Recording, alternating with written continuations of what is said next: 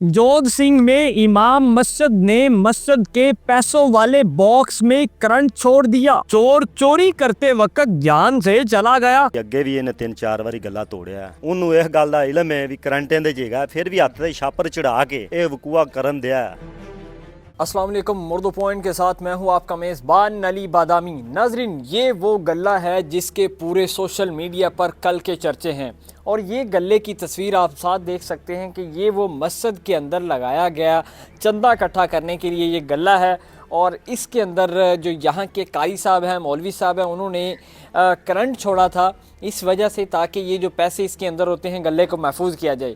इसी गांव का ही एक चोर आदमी था जो जिसे कहा जाता था कि ये ड्रग भी यूज़ करता है, उसी के लिए उन्होंने ये ख़ास कर किया था यूज़। कारी साहब का ये बकौल ये कहना है कि यहाँ पर काफ़ी चोरियाँ हुआ करती थी, साथ कब्रिस्तान है जिसकी वजह से चोरों के लिए आना कोई मुश्किल चीज़ नहीं है। आए रोज़ यहाँ पे टूटियाँ, मस्जिद की अदर जो चीज़ें हैं वो भी चोरी हो जाया करती थी। इसीलिए जो पैसों का गला था उसके अंदर मौलवी साहब ने जो है करंट छोड़ दिया था किसी तार के ज़रिए। अब ये सारी चीज़ें हम यहाँ पे खड़े हुए हैं आपको दिखाने के लिए। जब वो चोर यहाँ पे आया पैसे निकालने के लिए, उसने इसके अंदर जो है वो तस्वीर में आप वाज़े देख सकते हैं कि यहाँ पे उसने खड़ा करके ईंट लगाई थी और जब वो निकालते टाइम था तो उस वक़्त जो है उसके अंदर करंट था और उसकी मौका पर जो है मौत हो गई।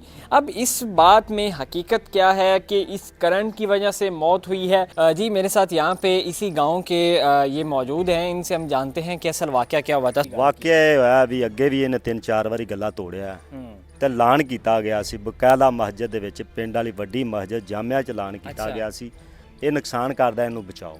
ਠੀਕ ਹੈ। ਲੇਕਿਨ ਇਹਨੇ ਫੇਰ ਵੀ ਨਹੀਂ ਗੌਰ ਕੀਤਾ। ਅੱਗੇ 4 ਵਾਰੀ ਇਸ ਗੱਲੇ ਚ ਉਹਨੂੰ ਕਰੰਟ ਪੈ ਚੁੱਕਾ ਸੀ।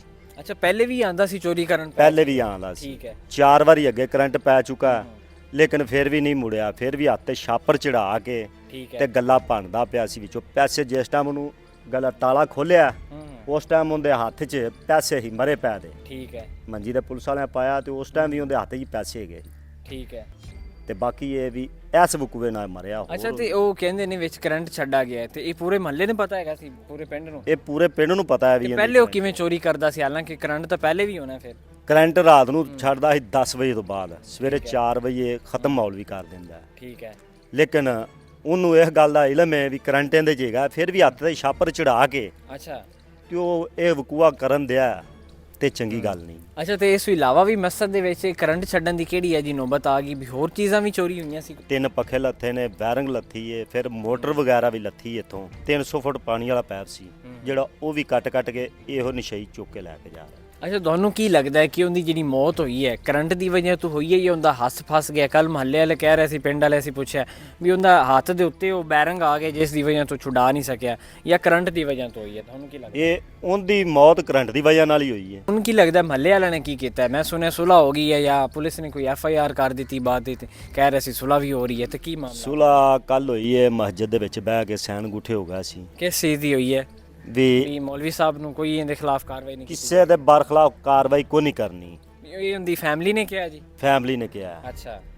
ਬਾਅਦ ਚ ਸ਼ਾਮੀ ਪਤਾ ਲੱਗਾ ਕਿ ਇਹ ਜੀ ਉਹ ਇਹਦਾ ਮਲਾਦਾ ਮਲੂਦਾ ਹੋਇਆ। हाँ हाँ। ਤੇ ਅਗਲੀ ਗੱਲ ਦਾ ਮੈਨੂੰ ਨਹੀਂ ਇਲਮ ਹੈਗਾ ਵੀ ਕਿਸ ਟਾਈਮ ਮਲਾਦਾ ਹੋਇਆ, ਕਿਵੇਂ ਹੋਇਆ, ਕਿਸ ਤਰੀਕਾ का ठीक है।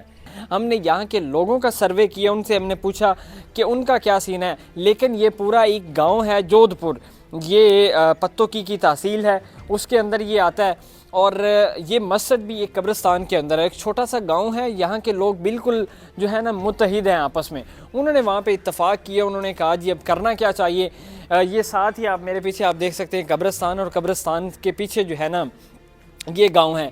तो उन्होंने ये सारी चीज़ें की, उन्होंने वहाँ पे बैठ के मुकमका करके अपनी जो है सुलह के बेस पे उन्होंने कहा ठीक है हम कर लेते हैं।